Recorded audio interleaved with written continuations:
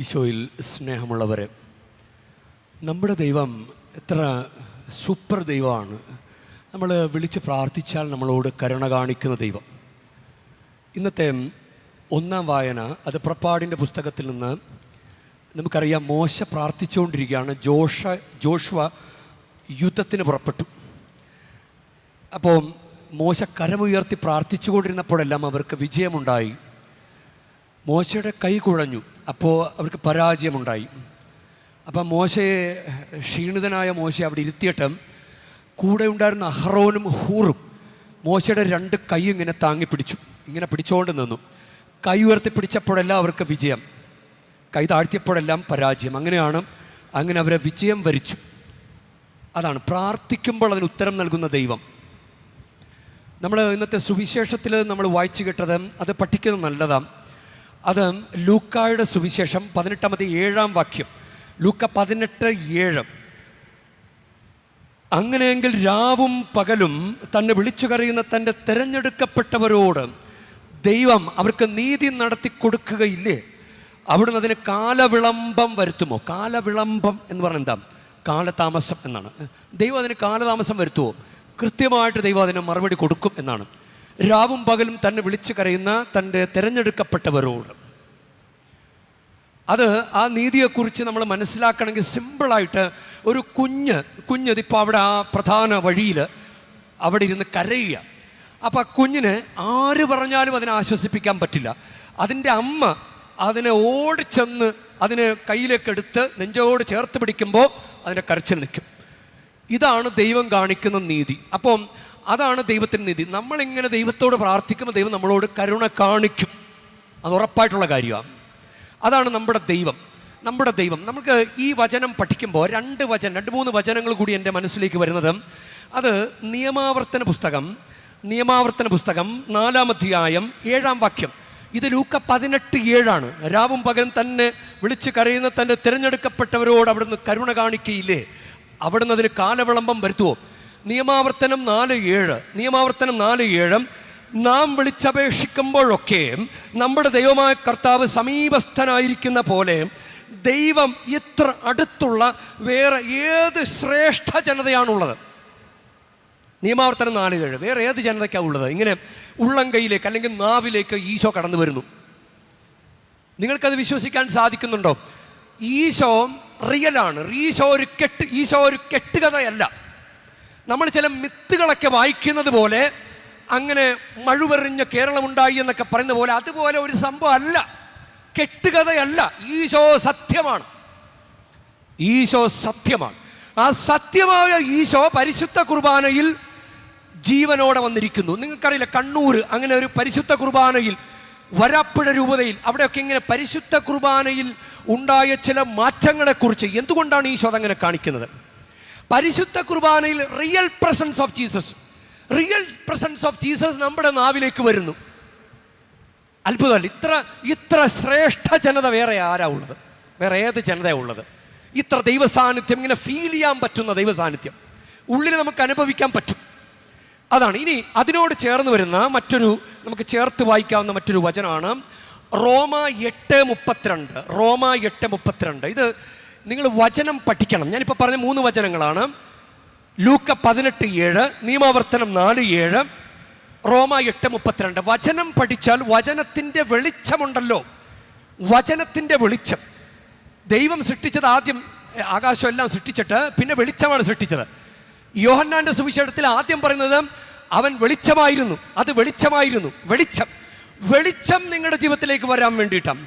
ഒരു കുഞ്ഞ് ആശുപത്രിയിലാണെന്ന് പറഞ്ഞ് പുറകെ വന്ന അപേക്ഷ പറയണമെന്ന് പറഞ്ഞ് ഇങ്ങനെ പറയുന്നുണ്ടായിരുന്നു. അപ്പോൾ ഒരു സങ്കടത്തിൽ കിടക്കുന്ന ജീവിതങ്ങൾ വെളിച്ചത്തിലേക്ക് വരാൻ വചനം പഠിക്കുക. വചനം പഠിച്ചാൽ വെളിച്ചം നിറയും. കാരണം വചനം ദൈവമാണ്. റോമ 8:32 സ്വപുത്രനെ പോലും ഒഴിവാക്കാതെ നമുക്കെല്ലാവർക്കും വേണ്ടി അവനെ ഏൽപ്പിച്ചു തന്നവൻ അവനോടുകൂടെ സമസ്തവും നമുക്ക് ദാനമായി നൽകാതിരിക്കുമോ?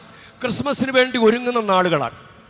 ക്രിസ്മസ് ഞാൻ എൻ്റെ കൈ ഇങ്ങനെ നീട്ടിപ്പിടിക്കുകയാണ്. എല്ലാവരും കാണുന്നില്ല. കൈയുടെ അറ്റമാണ് ഈശോ എങ്കിൽ, അതായത് ദൈവം നമുക്ക് തന്നതിൻ്റെ അങ്ങേ അറ്റമാണ് ഈശോ. ദൈവം നമുക്ക് തന്നതിൻ്റെ അങ്ങേയറ്റം മാക്സിമം ദൈവത്തിന് തരാൻ പറ്റുന്നതിൻ്റെ മാക്സിമമാണ് ഈശോ. അങ്ങനെയെങ്കിൽ അതിനിടയിലുള്ള കാര്യങ്ങളൊക്കെ നമുക്ക് തരാൻ ഈശോയ്ക്ക് സാധിക്കില്ല. അതാണ് ഈ വചനം. സ്വപുത്രനെ പോലും ഒഴിവാക്കാതെ നമുക്കെല്ലാവർക്കും വേണ്ടി അവനെ ഏൽപ്പിച്ചു തന്നവൻ അവനോട് കൂടെ സമസ്തവും ദാനമായി നൽകാതിരിക്കാൻ കഴിയുമോ? അതാണ്. അപ്പം നമ്മുടെ ഭാഗത്ത് നിന്ന് നമ്മൾ ചെയ്യേണ്ടത് നന്നായിട്ട് ദൈവത്തോട് ചേർന്ന് നിൽക്കണം.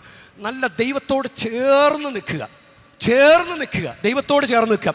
നമ്മളാണ് അനീതി കാണിക്കുന്നത്. മക്കബായരുടെ പുസ്തകം 2 മക്കബാർ 15:27 അതിൽ ഒരു യുദ്ധവുമായിട്ട് ബന്ധപ്പെട്ടൊരു കാര്യമാണ്. അതിൽ കൈകൾ കൊണ്ട് യുദ്ധം ചെയ്യുകയും ഹൃദയം കൊണ്ട് ദൈവത്തോട് പ്രാർത്ഥിക്കുകയും ചെയ്തുകൊണ്ട് 35,000-ൽ കുറയാത്ത ആളുകളെ അവർ കൊന്നൊടുക്കി. ദൈവത്തിൻ്റെ ഈ പ്രത്യക്ഷ സഹായം അവരെ ആഹ്ലാദഭരിതരാക്കി. നമ്മളിങ്ങനെ പ്രാർത്ഥിച്ചുകൊണ്ടിരുന്നു, നമുക്ക് ചെയ്യാൻ പറ്റുന്ന കാര്യങ്ങളൊക്കെ ചെയ്തുകൊണ്ടിരുന്നു. ഇല്ലേ, ആ സ്ത്രീ എന്ത് ചെയ്തു? ആ സ്ത്രീ ഇങ്ങനെ ഇടപെടാതെ എനിക്ക് നീതി നടത്തി തരണം ഇങ്ങനെ ശല്യം ചെയ്തുകൊണ്ടിരുന്നു. പക്ഷെ അവളുടെ ഭാഗം ക്ലിയർ ആയതുകൊണ്ട് അത് നമുക്കെതിരെ വരുന്ന ശത്രുക്കളെ അങ്ങനെ നശിപ്പിക്കാൻ പറ്റിയ വിധത്തിൽ ഇങ്ങനെ സ്വർഗത്തിൽ നിന്ന് നമ്മൾ വിചാരിക്കാത്ത നേരത്തെ ചെങ്കടലിൻ്റെ മുമ്പിൽ നിൽക്കുമ്പോൾ പുറകിൽ ഫറവോയുടെ സൈന്യം, മുമ്പിൽ ചെങ്കടലും, വിചാരിക്കാത്ത നേരത്തെ ചെങ്കടൽ പിളർന്നു. അങ്ങനെ വിചാരിക്കാത്ത നേരത്തെ പ്രത്യക്ഷ സഹായം തരാൻ കഴിവുള്ളവനാണ് ദൈവം. അതാണ് ഇത് നമ്മളിങ്ങനെ വിശ്വസിക്കണം. അപ്പം നമ്മളാണ് അനീതി കാണിക്കുന്നത്. ഇപ്പം നമുക്ക് നല്ല ജീവൻ തന്നു ഇല്ലേ, നമുക്ക് ജീവൻ തന്നു. ഇവർ മദ്യപാനി ഭയങ്കര അനീതിയാണ് കാണിക്കുന്നത് ദൈവത്തോട് ഇല്ലേ. ഇന്നലെ മദ്യം കഴിച്ചു, ഇന്ന് നാവില് ജീവനുള്ള ഈശോയുടെ റിയൽ പ്രസൻസ് ആയിട്ട് ഈശോയുടെ ശരീരം സ്വീകരിക്കാൻ എങ്ങനെ തോന്നും? നമ്മൾ അനീതി കാണിക്കുന്നത്. ഇങ്ങനെ മദ്യം കഴിച്ച് കഴിയുമ്പോഴും കിക്കാവുന്നത് എന്തുകൊണ്ടാണ്? പെട്ടെന്ന് ഇങ്ങനെ ബോധം പോകുന്നു, ചിലപ്പോൾ വേണ്ടാത്തൊക്കെ പറയും, അല്ലെങ്കിൽ രഹസ്യങ്ങൾ വിളിച്ചു പറയും. എന്തുകൊണ്ടാണ് സംഭവിക്കുന്നത്? മദ്യം വായിലൂടെ താഴേക്കല്ലേ പോകുന്നത്? പക്ഷെ എൻ്റെ മുകളിൽ തലക്ക് അടിക്കുന്നത് എന്തുകൊണ്ടാണ്? തലയിൽ 12 തലച്ചോല 12 ക്രേനിയൽ നെർവ്സ് ഉണ്ട്. നമ്മളിങ്ങനെ ഭക്ഷണം കഴിക്കുമ്പോൾ ഇവിടെ ചവയ്ക്കുമ്പോൾ ഇവിടെ അനങ്ങും. ഇത്തിരി കട്ടിയുള്ള ഭക്ഷണം കഴിച്ച് ഇവിടെ വേദന എടുക്കും. അത് 5ാമത്തെ നെർവാണ്, ട്രിജേമിനൽ നെർവ്. ഒരു സ്ത്രീയും ഒരു 10ാം ക്ലാസ് പഠിക്കുന്ന മകനുള്ള ഒരു സ്ത്രീ, അവരിങ്ങനെ പ്രഷർ വേരിയേഷൻ ഉള്ളതുകൊണ്ട് അവരെപ്പോഴും ഇങ്ങനെ കുഴഞ്ഞു വീഴുമായിരുന്നു. അപ്പോൾ മരുന്ന് കഴിച്ച് പ്രഷർ നോർമലായി, പിന്നെയും കുഴഞ്ഞു വീഴുന്നു. പ്രഷർ നോർമലായിട്ടും പിന്നെയും കുഴഞ്ഞു വീഴുന്നു. അപ്പോൾ MRI ചെയ്തപ്പോൾ അവിടെ തലയിലൊരു ട്യൂമറുണ്ട്. അതിപ്പോൾ ഇനി എടുത്ത് കളയണം. ഒരു ഫിക്സ് വരുന്നത് എന്തുകൊണ്ടാണ്? തലച്ചോല ഈ നെർവ്സിന് പ്രശ്നം വരുന്നതുകൊണ്ടാണ്. ഡിപ്രഷൻ വരുന്നത് എന്തുകൊണ്ടാണ്?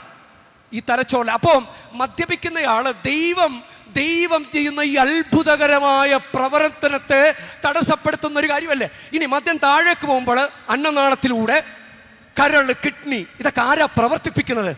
അപ്പോൾ ദൈവം നമ്മളോട് അനീതി കാണിച്ചിട്ടുണ്ടോ? നമ്മളാണ് അനീതി കാണിക്കുന്നത് ദൈവത്തോട്. അതാണ് നമുക്ക് കാലതാമസമുണ്ടാകുന്നത്. നമ്മുടെ കയ്യിൽ നിന്നൊന്നും വിട്ടുകൊടുക്കാൻ നമ്മൾ തയ്യാറല്ല. പാപം ഉപേക്ഷിക്കാൻ തയ്യാറല്ല, ചില ദുശീലങ്ങൾ ഉപേക്ഷിക്കാൻ തയ്യാറല്ല. നമ്മുടെ പിടിച്ചപടി ഇങ്ങനെ നിൽക്കുക, എന്നിട്ട് കർത്താവിനോട് പ്രാർത്ഥിക്കുന്നു. എന്തൊരു വിരോധാഭാസ! ഒരേ സമയം ദൈവം ചെയ്യുന്ന ഈ പ്രവർത്തനത്തെ നമ്മൾ ശല്യം ചെയ്യുകയും എന്നിട്ട് അതേസമയം ആ ദൈവത്തോട് തന്നെ ദൈവമേ എന്ന് പറഞ്ഞ് പ്രാർത്ഥിക്കുകയും ചെയ്യുന്നു. ഇതെങ്ങനെ നടക്കും? അപ്പം ആരാണ് അനീതി? ദൈവം നല്ല അടിപൊളി ദൈവമാണ്, നമ്മുടെ കൂടെയുള്ള ദൈവമാണ്, വിളിച്ച വിളി കേൾക്കുന്ന ദൈവമാണ്.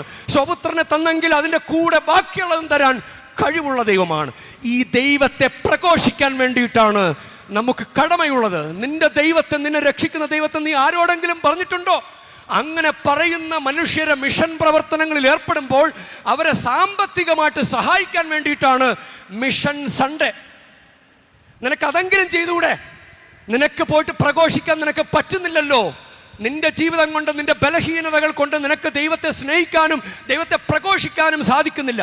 അങ്ങനെയെങ്കിൽ കത്തോലിക്ക സഭ അങ്ങനെ പ്രഘോഷിക്കുന്ന മിഷൻ പ്രവർത്തനങ്ങളെ സഹായിക്കാൻ വേണ്ടി സാമ്പത്തിക സഹായം ആവശ്യപ്പെടുമ്പോൾ നമുക്കത് കൊടുക്കേണ്ടത് നമ്മുടെ കടമയല്ലേ? നമ്മുടെ കടമയാ. ഈ സൂപ്പർ ദൈവത്തെ, നമ്മുടെ അടിപൊളി ദൈവത്തെ, നമ്മുടെ കൂടെയുള്ള ദൈവത്തെ നമ്മൾ പ്രഘോഷിക്കണം ജീവിതം കൊണ്ട്.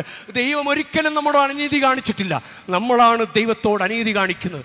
എന്നിട്ട് ഈ കൊള്ളരുതായ്മെല്ലാം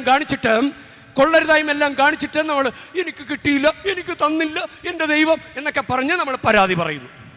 നമുക്കതുകൊണ്ട് ദൈവത്തോട് പ്രത്യേകം പ്രാർത്ഥിക്കാം. മറിയം നമ്മളെ പഠിപ്പിക്കുന്ന കാര്യം, മറിയത്തിൻ്റെ മഹത്വം. നിങ്ങൾക്ക് മറിയത്തെ ഭയങ്കര ഇഷ്ടമാണല്ലോ, അതുകൊണ്ടല്ലേ ഈ യാത്രയൊക്കെ ചെയ്ത് ഇവിടെ വന്നത്. ഈ മറിയം എന്താ ചെയ്തെന്നറിയാവോ?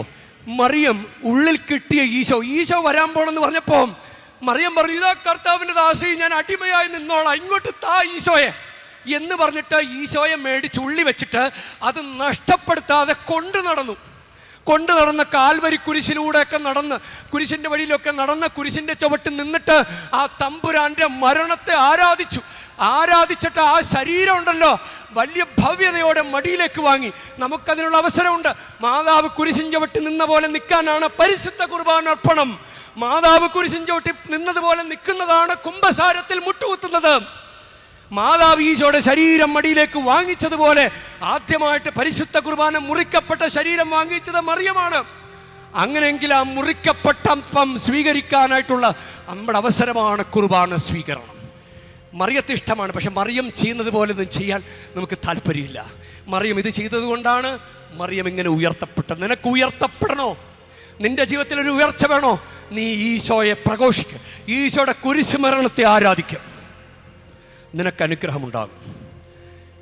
ഏദനിൽ കാണാത്ത കനിയേ, മരുഭൂവിൽ പെയ്യാത്ത മന്നയേ, ഏദനിൽ കാണാത്ത കനിയേ, മരുഭൂവിൽ പെയ്യാത്ത മന്നയേ, കാൽവരി ചോട്ടിലന്നമ്മ കൈക്കൊണ്ട സ്വർഗീയ നിധിയേ, കാൽവരി ചോട്ടിലന്നമ്മ